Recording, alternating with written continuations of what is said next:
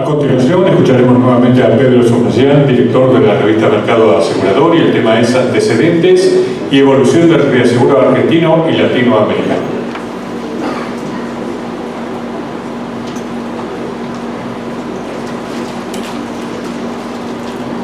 Bueno, me tendrá que soportar nuevamente un ratito.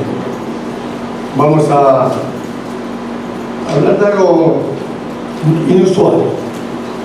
Inusual porque en vez de hablar de todos los problemas del reaseguro a nivel internacional, desde el punto de vista del reasegurador, con todo lo que estamos viendo, prácticamente está todo expuesto, y cuando tenga la presentación de Marcelo Rodríguez como broker de reaseguro van a ver todos los aspectos vinculados con el reaseguro internacional. No solamente desde el punto de vista del broker, sino también desde el punto de vista de la actividad reaseguradora en general. Yo me he tomado el trabajo de hacer una recopilación histórica del reaseguro y después poniendo énfasis en lo que ocurrió en América Latina en los últimos, digamos, 60 años. De la creación del INDE para acá, o un poco antes también.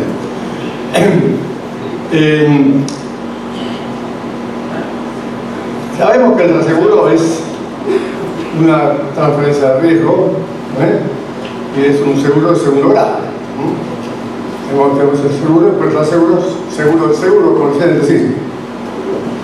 Cuando el primer antecedente que data de una transferencia de riesgo data del siglo VI a.C. Sí, antes de Cristo había transferencia de riesgo. Sí, data de la transferencia de riesgo, es tan antigua como el circo romano. Es donde no se puede proyectar esto. ¿Cuál es?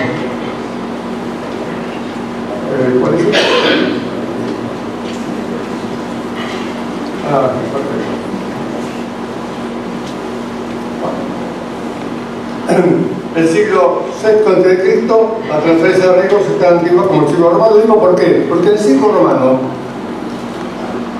es donde comienzan las apuestas. Ya había apuestas, hoy tenemos apuestas en el fútbol, en todos lados, pero ya en la época del siglo romano, quién ganaba, quién perdía, quién moría, quién se salvaba, se apostaba en las luchas. Y siempre había capitalistas que eran los que tomaban las apuestas. Como ocurre también con la quiniela, cuando un capitalista recibe mucha carga de un número, de una apuesta determinada, suele transferirle parte de las apuestas a otro capitalista que está menos expuesto. Y ahí se generaba lo que llaman una transferencia de riesgo. O sea que la primera manifestación de transferencia de riesgo ocurre desde aquella época. Pero claro, esto no tiene nada que ver con el reaseguro. La primera manifestación como antecedente del reaseguro surge justamente de la actividad marítima, que fue la esencia del seguro y del reaseguro del pasado. En el año 1370 tenemos el primer antecedente de una operación de reaseguro vinculada con un transporte de casco, una aventura marítima de un barco que iba, digamos, de Europa, del Mediterráneo a las Indias, y que durante el viaje estaba expuesto a distintos riesgos, porque evidentemente no era lo mismo navegar por el Mediterráneo que navegar por el Atlántico y cruzar el Cabo de Hornos. Había otras exposiciones.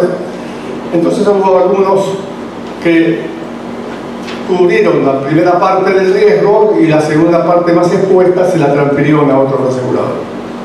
Esa fue, mejor dicho, otro asegurador, yo digo otro asegurador, porque en aquella época no existía el aseguro, sino que las transferencias de riesgos se hacían entre compañías aseguradoras o entre capitalistas, como armadores que tomaban riesgos. El hecho más importante que genera una importancia del reaseguro es el incendio de Londres. ¿Ustedes recuerdan acá? Bueno, inclusive los libros de Shakespeare lo mencionan. que en el año 1666 en Londres se produce un importantísimo incendio que afectó innumerables riesgos. Algunos consideran que este incendio fue provocado, otros que no. Bueno, pero la realidad es que en ese momento imperaba la peste bubónica y algunos consideraban que para terminar con la peste bubónica había que provocar un gran incendio, principalmente en los puertos de Londres. Este incendio afectó muchísimos riesgos y afectó a compañías con innumerables riesgos similares, digamos, que estaban participando, con lo cual afectó violentamente su solvencia, porque la transferencia de riesgo que existía en ese momento era relativa entre aseguradoras, y esto significó la quiebra de muchas compañías aseguradoras en Inglaterra. Ahí, evidentemente, surge la idea de que tiene que existir una verdadera transferencia genuina, tiene que haber capacidad para transferir estos riesgos de características catastróficas. En 1688 se crea el Café de Lloyds. Recuerdan ustedes muy bien que el Café de Lloyds inicialmente se reunían para hacer transacciones de transporte de mercaderías marítimas.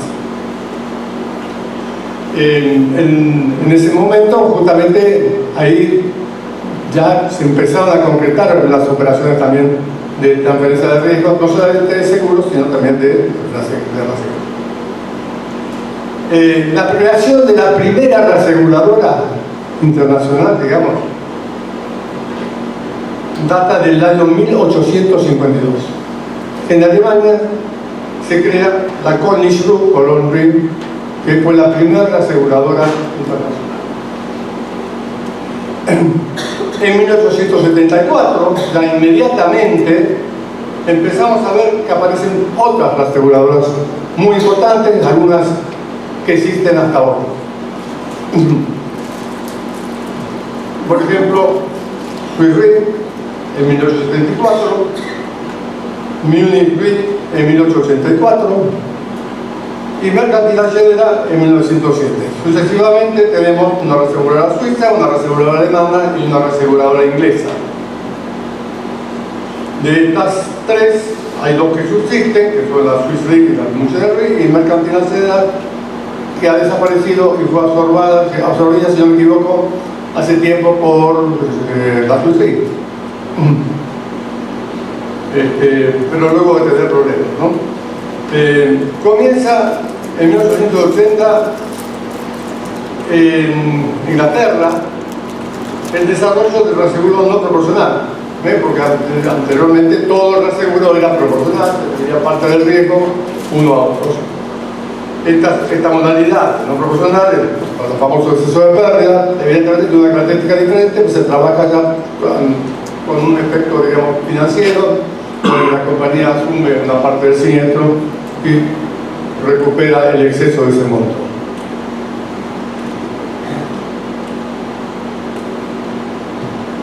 Evidentemente los costos también son diferentes. En lo proporcional tenemos tasa de reaseguro, como si fuera una prima de seguros, y en los proporcionales se cede un porcentaje de la prima original. A nivel internacional, el reaseguro ha sufrido varios impactos. El primero de ellos fue la Primera Guerra Mundial, en 1914. Siempre los actos bélicos complican la economía de los países, sin duda, y también la actividad aseguradora y reaseguradora. En el 39 tenemos la Segunda Guerra Mundial, también con otros aspectos.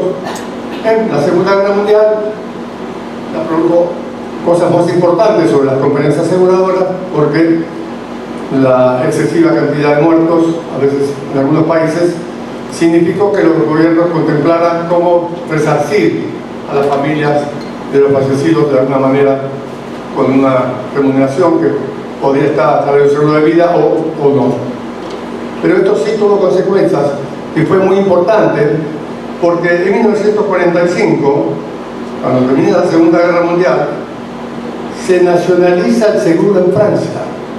Este es un hecho importantísimo, que un país de Europa haya nacionalizado el seguro. ¿Y saben por qué en Francia se nacionalizó el seguro? Justamente para posibilitar indemnizaciones a los heridos de guerra o fallecidos de guerra. O sea, el seguro estatal ha contribuido a resarcir daños de heridos de guerra o fallecidos. Y eso lo podían hacer justamente nacionalizando el seguro. Esto tuvo impacto en la Argentina. Uno de los impactos en la Argentina fue, bueno, hubo en realidad varias razones para que después de la Segunda Guerra Mundial varios países decidieran nacionalizar el seguro o el reaseguro.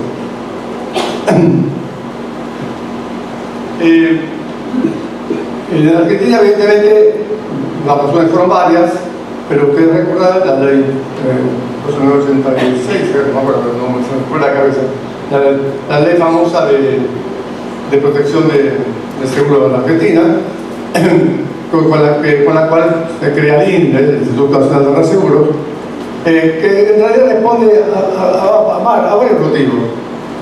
Algunos generados por los mismos aseguradores, porque uno no sabe, pero fueron los aseguradores los que pidieron nacionalizar. Es decir, crear el INDE. Mejor dicho, el INDE es una institución originalmente mixta, integrada entre aseguradores y reaseguradores. Justamente el motivo fue que la situación post-guerrera justamente llevaba a la adopción de políticas proteccionistas. Justamente escasez de divisas y todo esto motivaba a muchos a crear una reaseguradora local que tuviera una capacidad de retención tal de no depender tanto de los mercados internacionales. Bueno, en 1992,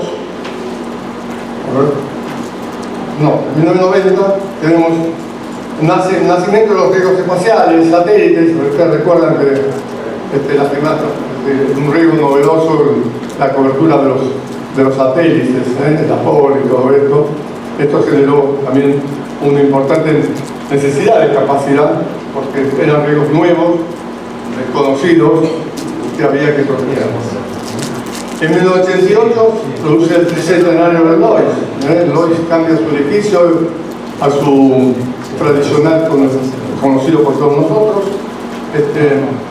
Y también en ese momento ya muchos sindicatos de Lloyds tuvieron problemas y algunos quedaban fuera del trámite al asegurador.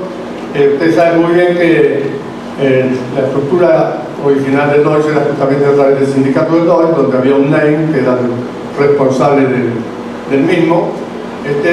Y como bien se decía, los NAME eran responsables de todo su patrimonio, o sea, por las actividades que desarrollaban.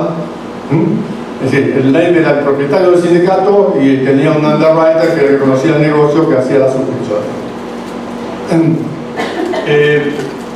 Bueno, muchos NAME tuvieron problemas y algunos tuvieron que dejar todo menos lo que establecía el reglamento de Lloyds, que eran sus utensilios de trabajo, si eran carpinteros o herramientas de carpintero, o si eran otra cosa, lo que sea, y más la cama, ¿no? La cama y las cosas necesarias para sobrevivir. Pero lo demás lo perdían todo.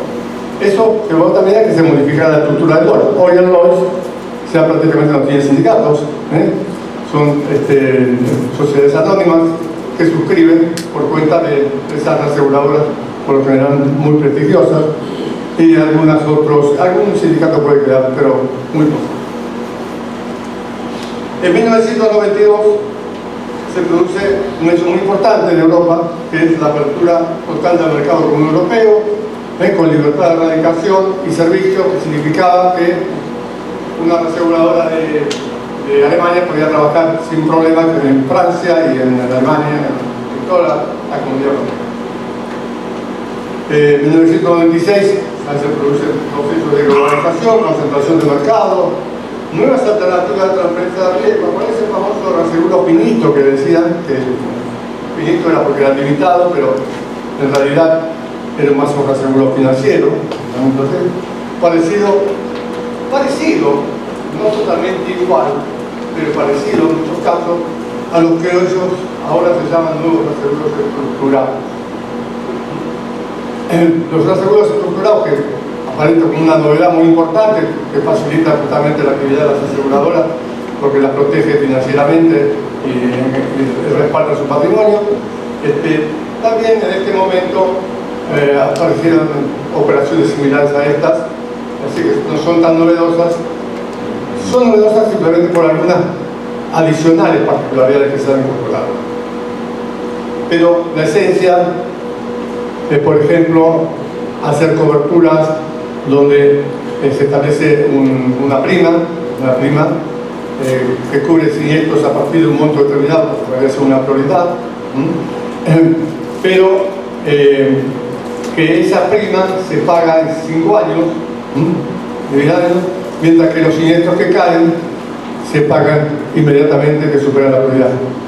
Con lo cual, a través del tiempo, es decir, la compañía de seguros, si bien paga una prima que es la quinta parte, digamos, de los 5 años de cobertura, paga menos de prima, pero puede tener recupero de siniestros totales. Pero hay un detalle muy importante: la cobertura nunca es más de un monto determinado y la prima escasamente es 10% abajo de ese monto, la prima total. Con lo cual, el reasegurador, en el peor de los casos, va a perder el 10%. Pero, por lo menos durante 5 años, tuvieron una importante ayuda financiera. También participación de utilidades, que se calcula justamente en las posibilidades de inversión de ese dinero y la renta que pueda obtenerse como inversión. Bueno, estos son los modelos no estructurados que vienen ahora, algunas variantes, pero estos mismos ya existían en aquella época. Y en esa época, ¿qué es lo que ocurrió? Ocurrió que algunas de estas características de los seguros financieros no tenían genuina transferencia de riesgo. Con lo cual, en algún momento intervinieron los organismos de control diciendo que esos no eran los seguros genuinos y cuestionaron algunas de estas coberturas. A lo cual luego le introdujeron algunas variantes y modificaciones para que existiera en cierta medida transferencia de riesgo, con lo cual algunas de estas modalidades fueron aceptadas por los organismos de control.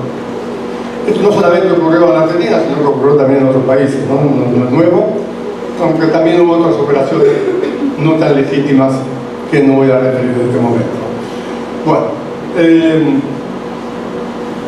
desde mediados de la década del 50 comienza el desarrollo de los seguros modernos, comunicaciones instantáneas, computación, métodos de cobertura, nueva tecnología que requiere cobertura, riesgos jumbo, agrupados, etc. Es decir, yo trabajé en el INDER. Yo vengo del INDER y hace muchos años, tuve 15 años en el INDER. Empecé como empleado inicial y terminé como subgerente general. Más de uno de los que están acá son testigos de ello.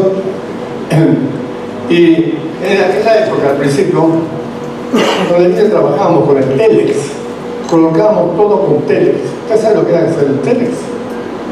Tomémoslo en cuenta con lo que ocurre hoy, y es el día y la noche. En el Telex había que transcribir todas las condiciones en una cinta perforada, y luego esa cinta perforada se procedía a una comunicación telefónica con el aparato del Telex y se transmitía toda la información con esa cinta perforada.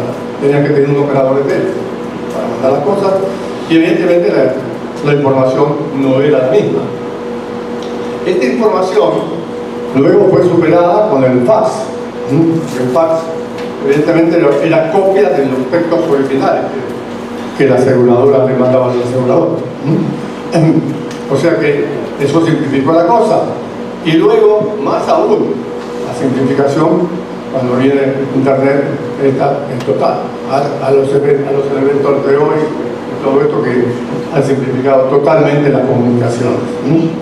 Pero en aquella época tenían muchas antenas.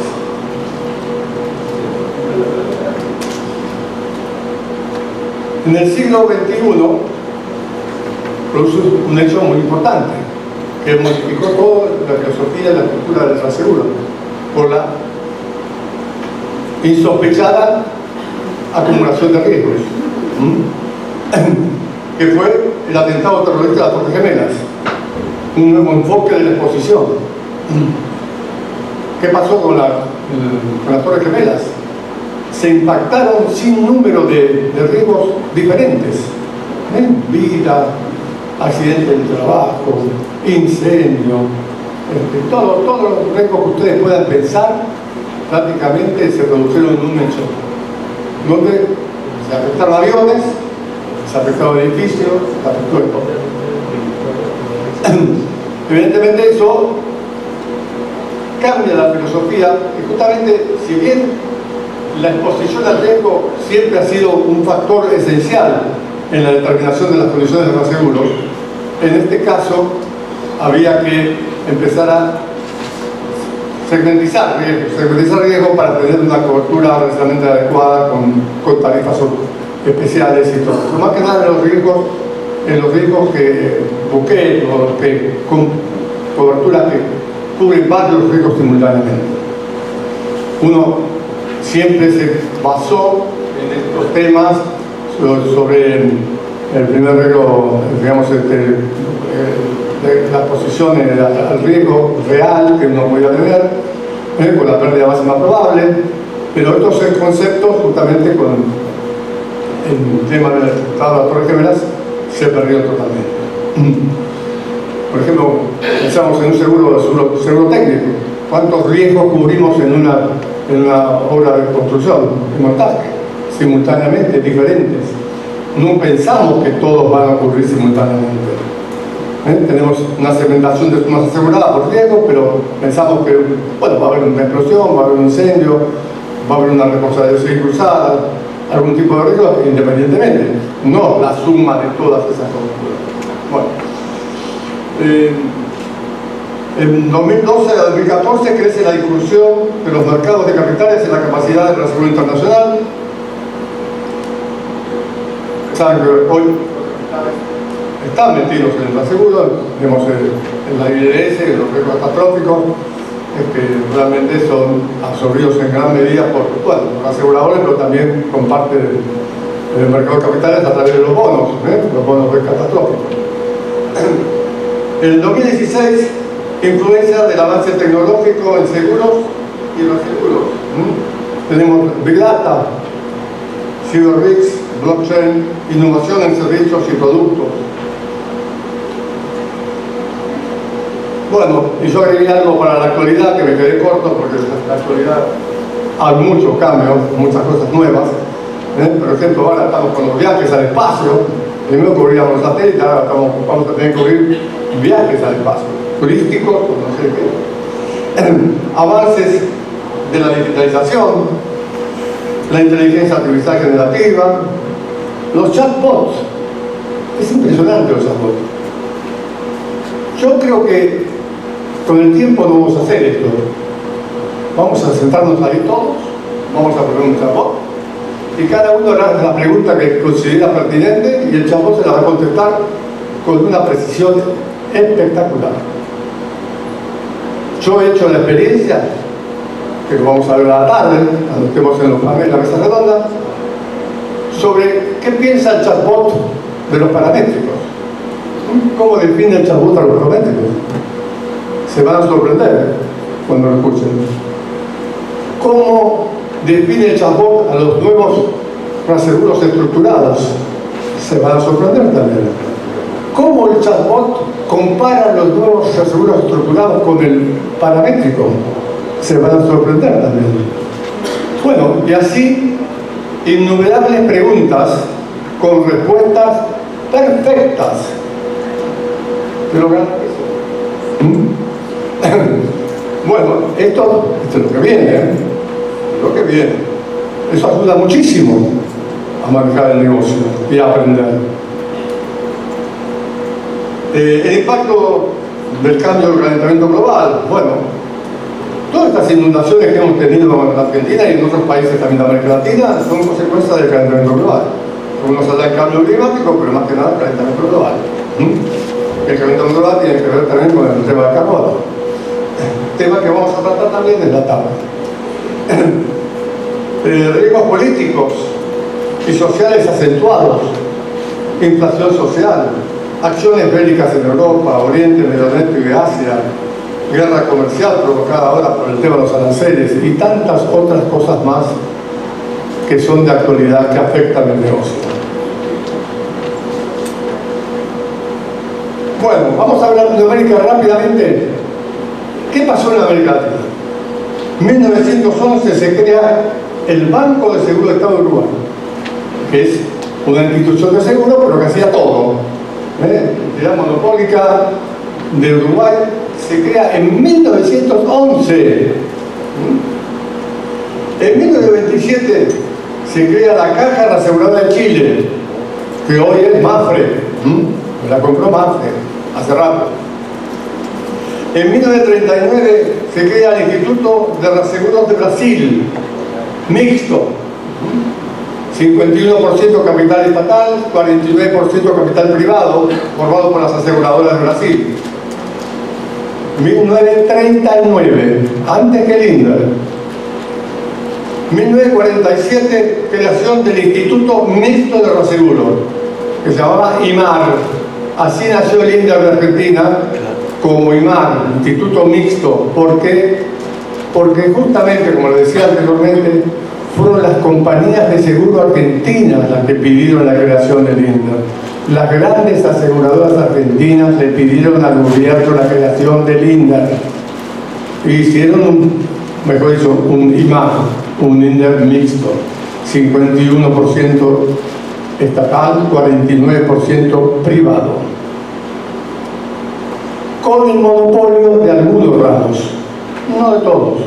Empezamos con incendios, empezamos con creo que riesgos agrícolas y riesgos del trabajo y algunos demás. Todavía no automóvil viene después.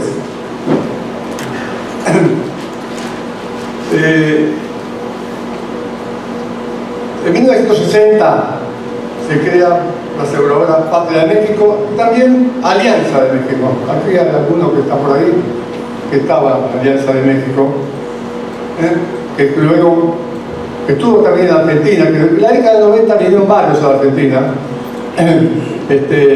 La Suiza de Seguro, la Muche amplió su cartera, todos, en épocas de estabilidad, que con el 1-1 la Argentina era mucho más atractiva, y todo venía, no hablemos de lo que pasó con el seguro de vida, ¿no? Que con las AFP.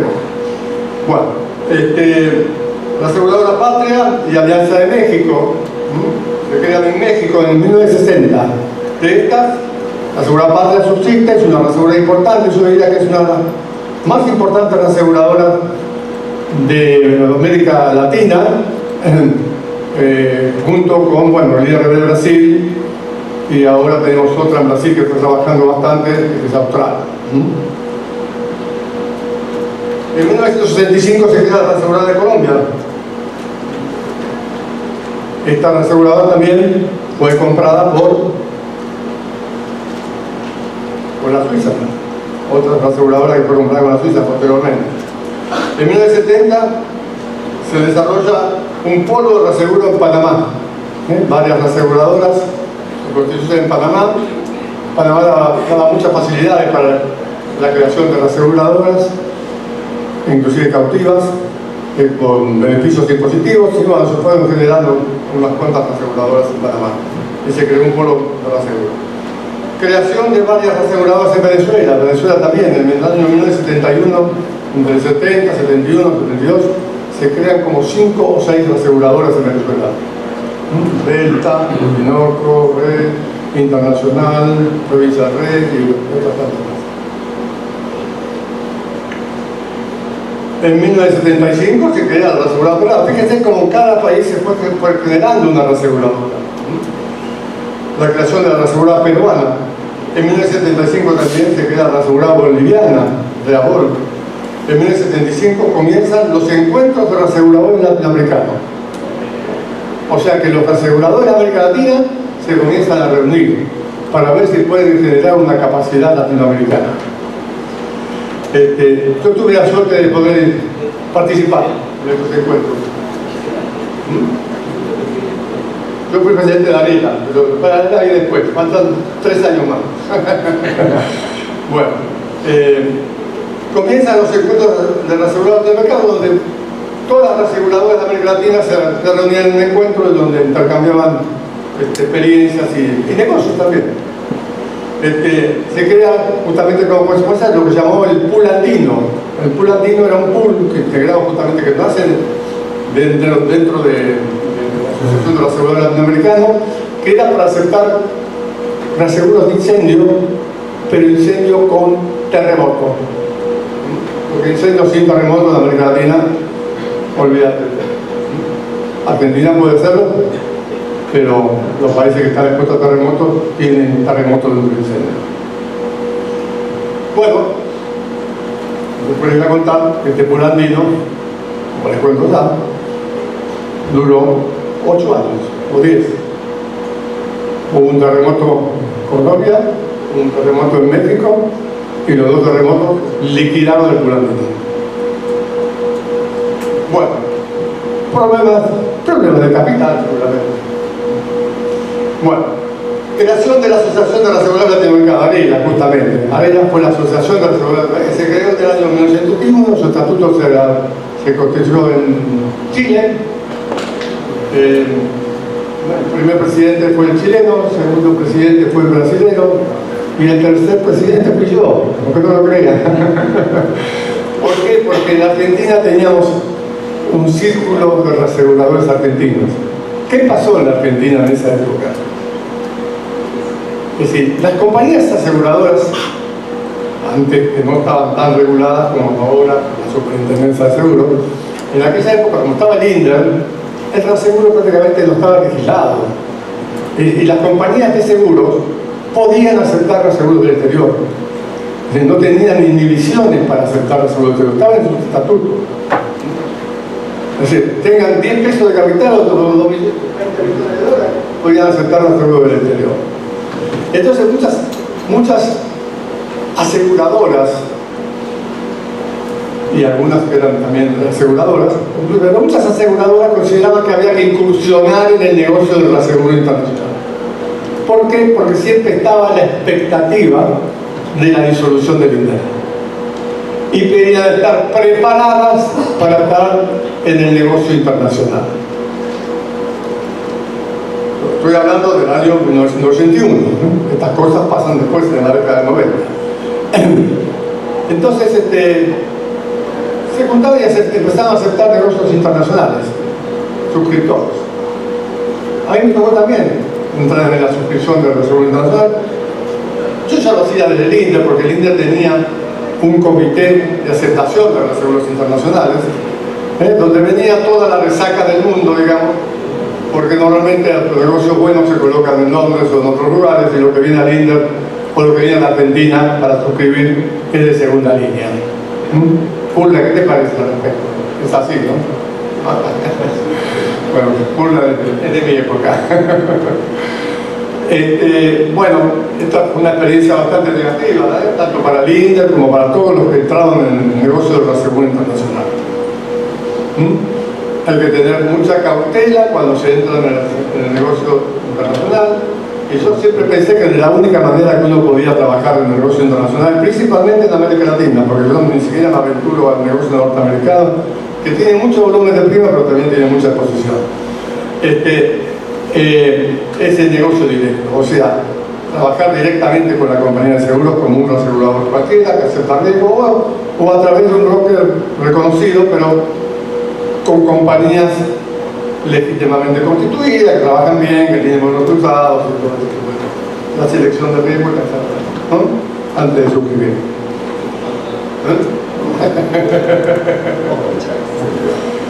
Bueno, reducción del monopolio del INDER. Bueno, llegamos al año 1990 y en Argentina, bueno, el gobierno de Menem, privatización, todo lo que nosotros sabemos, y al INDER le tocó la suya. ¿Por qué? Porque el INDER es deficitario. Ahora tenemos que hacer la pregunta de por qué el INDER era deficitario. ¿Cómo una entidad monopólica puede llegar a ser deficitaria? Y aquí entramos en el problema de Argentina. ¿Cuál es el problema de Argentina? Subsidios y corrupción. Son las dos cosas que ocurrieron en el INDER. Subsidio y corrupción. ¿Corrupción en qué? Corrupción en liquidar siniestros aguados, liquidar siniestros cuando las compañías le mandaban todos los juicios al 98%, sin importarles si negociaban o no negociaban en tiempo oportuno, porque los abogados hacían pingües fortunas de honorarios. Y bueno, cuando uno no controla todo ese tipo de cosas, que sí controlan hoy los aseguradores, evidentemente el resultado va a terminar mal, aunque tengas el monopolio. Gestión de negocio. Bueno, la primera medida fue gradual, o sea que se reduce el monopolio al 60%. No, entonces, le viene bien a todos recordar un poco de todo esto, ¿no? Esta es la historia de la segunda Argentina. En el 92 se produce la disolución total, cierre del INDER, liquidación del INDER, bueno, con un pasivo bastante frondoso, donde muchas compañías tenían que recuperar importante cantidad de siniestros. Y también con una cola muy larga de todas las aceptaciones del reaseguro del exterior. Que creo que todavía está vigente la cola, no sé si pagaron o no pagaron, pero me parece que el tema ahora está en manos de economía y si no me equivoco todavía hay cosas pendientes.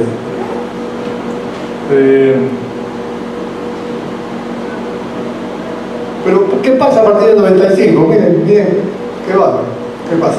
Pasado del INDER, en el 95 se liquida la reserva peruana. ¿Cuántos años peruana la reserva peruana? 15 años. 15 años. En 1996 se liquida la aseguradora boliviana. También, ¿cuántos años duraron? O sea, la pregunta es también ¿por qué estas compañías? Bueno, por lo mismo que les dije antes con el INDER, porque los manejos no fueron genuinos, no fueron buenos, no fueron buenas administraciones, y todas estas cosas, evidentemente, cuando uno no tiene suficiente capital, no aguantan y en un momento explotan. La globalización también. También, las aseguradoras se empezaban a comprar. 2013-2018, privatización del Instituto Nacional de Brasil, un proceso lo de Brasil, un proceso muy interesante porque fue casi simultáneo con lo de Argentina, pero digamos simultáneo con Argentina, como me refiero a cuando se incorporan las aseguradoras locales, ¿no? En el 2011, o sea, Brasil justamente poco a poco se fue privatizando una entidad mixta como el IRB de Brasil, que era la principal aseguradora del mundo, de América Latina. Y bueno, también el gobierno, en ese gobierno en el momento gobernaba Lula, con el gobierno de Lula se produce la privatización del Instituto Nacional de Brasil. ¿Por qué? Porque las compañías de seguros fueron comprando, también compró el Banco de Brasil por una importante cantidad de costes, bueno, pero simultáneamente, ¿qué pasó? El mercado se abrió y se crearon las aseguradoras locales. Lo mismo que hicimos en Argentina. Con las aseguradoras locales se hizo Brasil. ¿Qué pasó en Brasil? Se constituyó muchas aseguradoras locales, mucho que con la lista que la tarde la voy a pasar, pero ninguna de ellas comenzó con menos de 30 millones de dólares de patrimonio neto. 30 millones de dólares mínimo. Hoy la mayoría tiene cargo 40 o 50, por ejercicio. Hay algunas que tienen 100, hay algunas que tienen 150. Esas son las genuinas aseguradoras de Brasil, las locales, que retroceden, por supuesto. Muy distinto a lo que ocurrió en Argentina. En Argentina tenemos aseguradoras locales con escaso capital, con reserva de mercado. En Brasil hubo al principio reserva de mercado, pero hoy no hay cero reserva de mercado. Sin embargo, el Instituto de Reserva de Brasil sigue siendo el número 1. sigue siendo la número uno de las aseguradoras locales. Por supuesto que han crecido mucho las otras, ¿no? Mapfre es la segunda. Mapfre es una aseguradora muy penetrante en el mercado. Bueno, esto viene todo lo de Argentina ahora, y lo que puedo decir es que, bueno, que el IMAT comienza sus operaciones en el año 1948, que en el 52 se transforma el INDER, Instituto Nacional, nacionaliza con el gobierno de Perón, que en el 52 el INDER empieza a trabajar en automóviles, recién ahí el monopolio todo eso comienza en el 52. En el 75 el INDER monopoliza todos los ramos, con la presidencia de Crespo Montes, algunos lo recordarán. Menos caución quedó un poco al costado porque existía el concepto de que el Estado no debería garantizar al Estado, ¿no? Las obras públicas. Pero eso se dejó de costado y al año siguiente también se monopolizó caución. En 1991, como dije antes, aparece la primera aseguradora local. Cuando ya teníamos el mercado abierto, estaba abriendo, en el 91, que ya se estaba disolviendo el INDER, se permite la incorporación de las aseguradoras locales. La única aseguradora local que se instala en esa etapa de reaseguro libre fue General Re. Pero qué grande que paradójicamente cierra sus actividades General Re cuando un año antes de que se establezca el nuevo régimen de reaseguro implantado en el 2011, ¿no? Con un nuevo marco regulatorio de reaseguro argentino a través de resolución. Bueno, yo con esto creo que más o menos hemos dado un panorama bastante interesante. Yo quiero solamente hablar de esto, cuáles fueron los fundamentos de la creación de las aseguradoras locales, que fue primero fue la prohibición de asegurar al extranjero todo lo que establecía la ley 2988, o sea, proteger la ley, darle mayor consistencia a la ley 2988, que fue la creación del INDER. Adecuar los mecanismos de control para garantizar la solvencia de los aseguradores, favorecer la integración y armonización con el Mercosur, establecer un marco para corredores de reaseguro, también se estableció, e informar operaciones inusuales o sospechosas de lavado de activos y financiamiento del terrorismo. Esto fue los basamentos que dio lugar a la modificación del 2011 de la creación de las aseguradoras locales. Bueno, después podemos analizar tranquilamente si estas cosas se han cumplido, que sí y que no, porque hay de todo un poco, pero sí es cierto que pongamos énfasis en el negocio argentino, que sin duda es uno de los mejores de América Latina. Muchas gracias.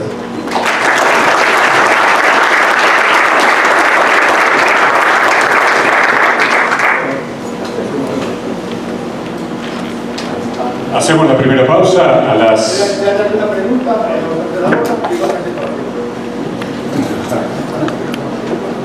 11:45. Perfecto. Si tienen alguna consulta, sí. Sí. Para Sí. Sí, buenos días. Mi nombre es Juan Carlos Díaz, soy de Costa Rica. Mi pregunta es para el señor de la superintendencia. Me llama la atención que hace unos años hablar de cat bonds y de ese tipo de inversiones que prácticamente son alternativas de aseguro era prohibido, pero ahora usted lo puso como una fortaleza, según entendí. Quisiera un poquito más explicación sobre eso.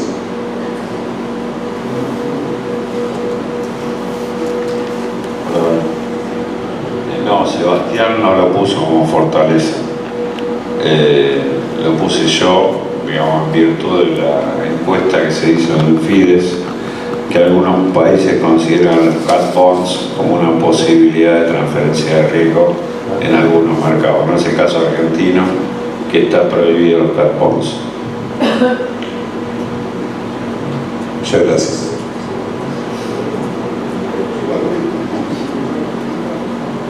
Vamos a una pausa. A las 11:45 nos encontramos de nuevo para continuar con la conferencia.